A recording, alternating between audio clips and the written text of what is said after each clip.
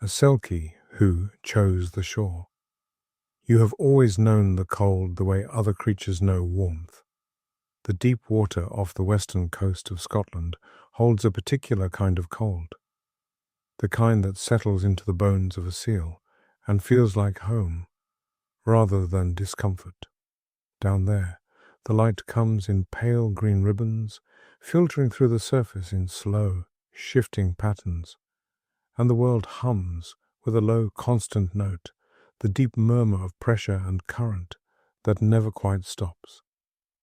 Tonight, though, you're not in the water. You're sitting on a flat grey rock at the edge of a small bay, your sealskin folded beside you like a coat set down after a long journey, watching the moon lay a silver path across the water that leads all the way to the horizon.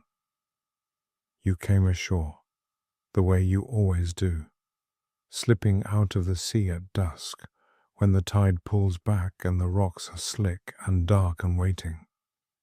You shed your skin the way a person might shed a heavy wool coat at the end of a long day, your shoulders loosening, your spine lengthening, the strange new weight of legs and feet settling against stone. It used to feel like a costume, this human shape.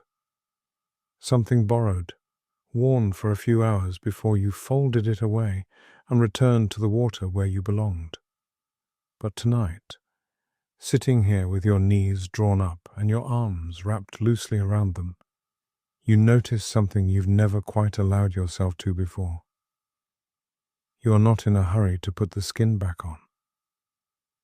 The bay is small, tucked between two arms of dark rock that curve out into the water like cupped hands. A scatter of houses sits above the tide line, their windows glowing amber, smoke rising from one or two chimneys in thin grey threads that catch the moonlight before dissolving into the dark sky. Somewhere up there, someone is still awake. Maybe reading, or maybe just sitting by the fire, listening to it crackle and settle. You have watched this village for years, decades maybe, since time moves differently for you, the way it does for the tide, in long, slow rhythms rather than sharp divisions. Children have grown into adults. Adults have grown old, and new children have arrived to take their place, all of it happening above the waterline, while you move through your other life below it, cool and silent and alone, in a way that felt, for a very long time, like simply how things were. The air smells of peat smoke and salt, and of the green mineral scent of seaweed drying on the rocks. A breeze moves down from the hills behind the village, carrying with it the faint sweetness of gorse, and it brushes against your skin, your human skin, still strange to you, in a way that makes you shiver, not from cold, but from the simple oddness of air moving against skin at all. In the water, you never feel wind, only currents, pressure, the push and pull of tide. Wind is something else entirely, soft against your skin in a way the sea never is. You think about the stories the village tells about creatures like you. You have heard them, over the years, drifting down from open windows on summer evenings, or murmured by grandparents to children tucked into bed on stormy nights. Stories of Selkies who come ashore to dance under the moon, and of Selkies whose skins are stolen, who are trapped on land, who spend years longing for the sea and weeping into rock pools when no one is watching. You used to find those stories strange, sad even. The idea of being trapped somewhere, held in a shape you didn't choose, in a place you didn't choose, felt like the worst thing that could happen to a creature like you. Looking up now, at the lit windows of the village, at the soft gold light spilling out onto the wet sand, you find yourself thinking about a different kind of story. Not a story about being trapped, a story about choosing, There is an old woman who lives in the cottage closest to the shore. You have seen her many times, though she has never seen you. Not as you are now, anyway. Some mornings, she walks down to the rocks with a cup of tea cradled in both hands, and she stands there for a long while, just looking at the water, the steam from her cup curling up past her face and disappearing. She does not seem to be waiting for anything or looking for anything in particular. She simply stands and watches and breathes, and after a while she turns and walks back up to her cottage.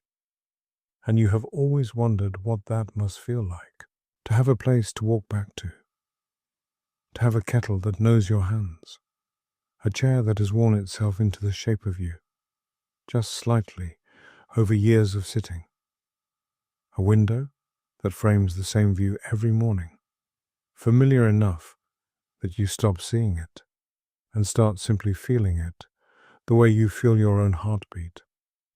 In the sea, nothing is shaped like you. The currents reshape themselves constantly. The kelp forests sway and shift. Even the rocks you rest on are worn smooth by water that never stops moving, never settles, never stays the same from one day to the next. You stand slowly, testing the unfamiliar balance of legs beneath you. The sand is cool and damp where the tide has recently pulled back, firm enough to hold your footprints, and you walk along the edge of the water for a while. The give of it beneath your bare feet, tiny shells and smooth pebbles pressing gently into your soles. Each step leaves a shape behind you, a small dent in the sand that holds for a moment before the next wave smooths it away. Even the temporary nature of a footprint, feels different from anything you experience underwater. Down there, you leave no mark at all. You move through a world that closes behind you instantly, seamlessly, as though you were never there. Here, for just a few seconds. You are here. The sand remembers you, briefly. You walk up past the tide line, onto the dry sand, and you sit down again, this time facing the village rather than the sea. From here, you can see more details. A line of washing left out overnight, shirts and a child's dress moving gently in the breeze like pale flags. A bicycle leaning against a wall. A cat curled on a windowsill, its shape just visible as a darker patch against the glass, utterly still, utterly at ease. The cat is not thinking about the sea or wondering whether it belongs where it is. It is simply there, warm, asleep, home. You find yourself wanting that, not instead of the sea. You don't think you could ever stop loving the sea, the long silver fish moving in unison, the soft give of the ocean floor beneath your flippers, the songs that travel for miles between your kind. But alongside it, a place that holds steady while everything else moves. A window that frames the same view every morning. There is a small stone shelter near the edge of the village, half tumbled down, clearly unused for a long time. Moss has grown thick and soft across one wall, and someone, long ago, planted a rose bush beside the doorway that has gone half wild now, climbing up and over the broken stones in loose, tangled arches. You walk over to it. You sit down just inside, where the wall blocks the wind, and you realize you are warm. Not the deep, slow warmth of swimming hard against a current, but a different kind. A stillness that gathers around you and stays, instead of passing through. You could come back here. You realize this slowly. Not as a sudden flash, but as something that was quietly true all along, only now becoming visible, the way stars do as your eyes adjust to the dark. You could keep your skin folded somewhere safe nearby. Slip into the sea whenever you wanted, and you would want to often. The pull of it is part of you, and always will be. But come back here afterward, to this small stone shelter with its wild rose and its moss-softened walls, to a place that would wait for you, that would still be here holding its shape when you returned. Above you, the stars have come out fully now, scattered thick across the sky in a way that only happens in places far from bright lights. A great soft spill of them, some clustered close together, some standing alone, all of them steady, despite the vast cold distances between them. You think that maybe you have been like one of those distant stars. Beautiful, but always alone, always far from anything else, with nothing nearby to hold steady against. The rosebush rustles gently beside you, its leaves catching the last of the moon's light, and somewhere out on the water, a single seal calls.